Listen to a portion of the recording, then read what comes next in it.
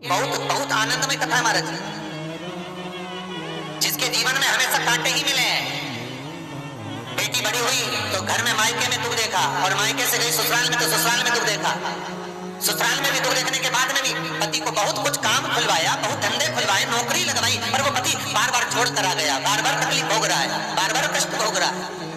फिर थोड़े दिन काम करता है, थोड़े दिन छूट जाता है, फिर व्यापार में बढ़ता है, फिर छूट जाता है, फिर कोई दुकान खुल गई, थोड़े दिन अच्छी चली, फिर वापस वहीं घर पर आकर बैठ गया। अर्थात उसके जीवन में वो शून्यता चल रही है।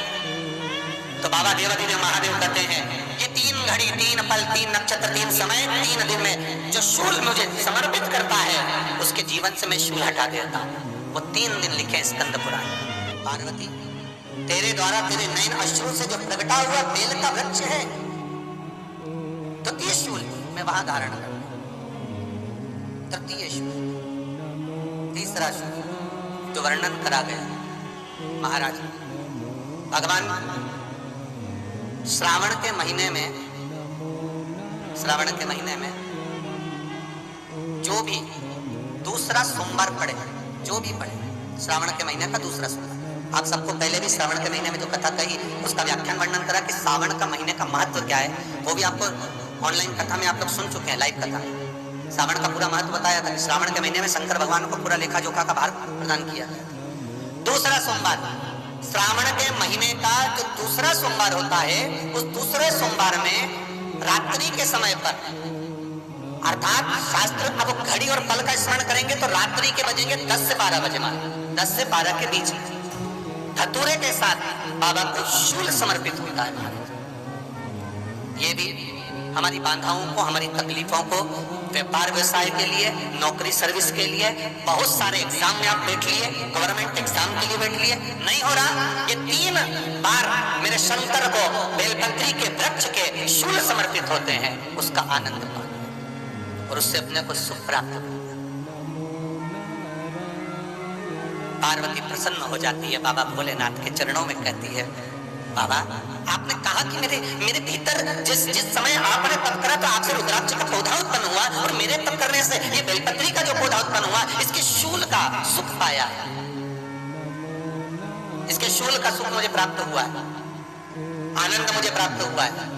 महाराज, बेलपत्री का पत्ता, बेलपत्री का कांटा, अब माता पार्वती दूसरा संवाद कह रही है बाबा भोलेनाथ जी से, बाबा मेरे द्वारा निर्मित इस बेल पत्र के वृक्ष में जो फल लगता है, वो फल की महत्वता मैं सुनना चाहता हूं। महाराज, बैसाख महीने में जो प्रदोष आती है, बैसाख के महीने में बहुत ध्यान से सुनना भाई, जो अपनी जिंदगी से बहुत तंग आ गए हो, परेशान हो गए हो, कष्टमय जीवन जी रहे हो, बहुत दुखी हो गए हो, उनके लिए ये स्कंद पुराण का चरित्र फिर मिले ना मिले, आप प्रेम से सुने। आओ, पहला बैसाख महीने की प्रदोष, चाहे वो शनिचरी प्रदोष हो, चाहे रविवार की हो, सोमवार की हो, मंगल की हो, बुधवार की हो, गुरुवार की हो, शुक्रवार की हो, शनिवार की हो, कोई भी वार की हो, पर बैसाख महीने की प्रदोष, प्रदोष काल में शाम का समय सूर्य डूब रहा हो, बस डूबा ही हो, और उस समय पर सूर्य के डूबन के तुरंत बाद बाबा को धतूरे के साथ में बेलपत्री ना चढ़ाते हुए बेलपत्री के वृक्ष के 7 कांटे बाबा के शिवलिंग पर समर्पित करे जाते हैं। महाराज, अपनी जिंदगी में अड़चनों को हटाने के लिए, फिर आप जिस व्यापार में उतरे, जिस व्यवसाय में उतरे, जिस नौकरी में उतरे, आप दिल से करें, आपको तरक्की मिलेगी, आप हार नहीं सकते, नीचे नहीं आ सकते, उन्नति पर ही चढ़ेंगे। एक वैशाख मास में प्रदोष जल चढ़ाने का भी एक तरीका है, और शिव महापुराण की कथा कहती है कि जल जो भगवान शिव को चढ़ाया जाता है, उस 3 तरह का जल शंकर को समर्पित होता है। बहुत ध्यान से सुनना आज की कथा। 3 तरह का जल शिव को समर्पित होता है, और वो तीनों तरह के जल का अलग अलग भाव है महाराज।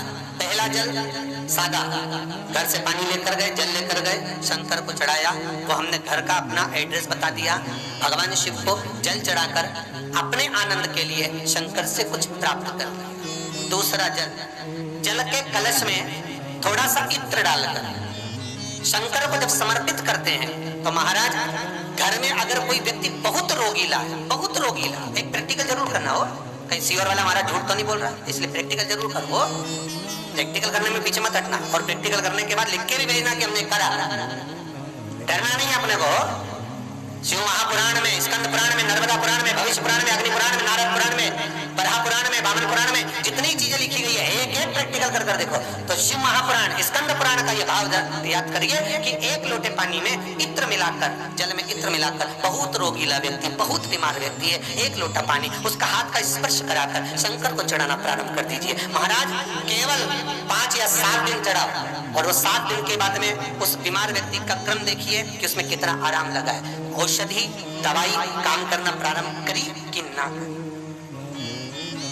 केवल इत्र समर्पित, इत्र का जल। तो पहला जल सादा, दूसरा जल है इत्र का, और महाराज तीसरा जल जो शिव महापुराण के अंतर्गत कहा गया है, बेल पत्र का जल। तीसरा जो जल है वो बेलपत्र का जल। बेलपत्र का जल कैसा? तो महाराज शिव महापुराण की कथा कहती है कि जल के पात्र में एक बेलपत्र अंदर डालकर उस जल के पात्र को ले जाकर शिव को समर्पित करना, अर्थात अपनी मन की कामना भगवान शंकर से कह देना, केवल बेलपत्र के माध्यम बोलना। श्रावण महीने का एक नियम है, शायद आपको भी मालूम होगा, अगर नहीं मालूम होगा तो पुराने समय की बात याद रखना। श्रावण के महीने में शंकर जी के मंदिर में झांकी सस्ती थी, याद करिए।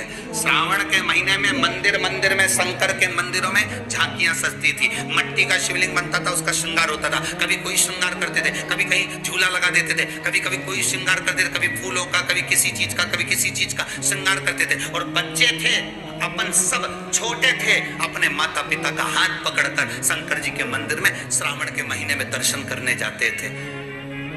श्रावण के महीने में दर्शन करने जाते थे। उस समय हमारे मन में कोई प्रश्न नहीं जागा, पर आज हमारे मन में प्रश्न जागता है कि हमारे माता पिता श्रावण के महीने में मंदिर दर्शन कराने क्यों ले जाते थे? हमारे माता पिता मंदिर दर्शन कराने के लिए शिव के मंदिर क्यों लेकर जाते थे? और ले जाना होता था तो सुबह ले जाते, पानी चढ़ाने के लिए, जल चढ़ाने के लिए, धतूरा चढ़ाने के लिए, बेलपत्र चढ़ाने के लिए। पर शाम के समय जब अंधेरा होता, हाथ पकड़ा बच्चों का, साइकिल पर बिठाया ना बिठाया, पैदल लेकर चले मंदिर शंकर के दर्शन करने के लिए जा रहे हैं। क्यों?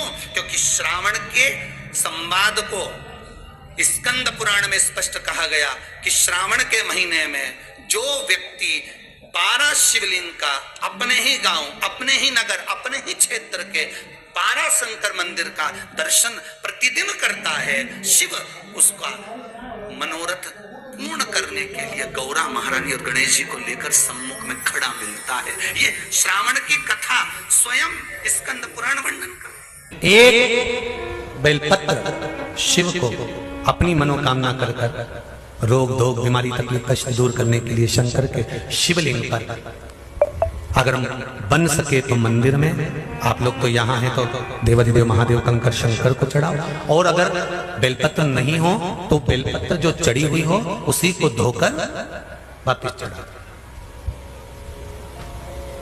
वापिस। और सावन का महीना है, दिल से बाबा को रिझाओ।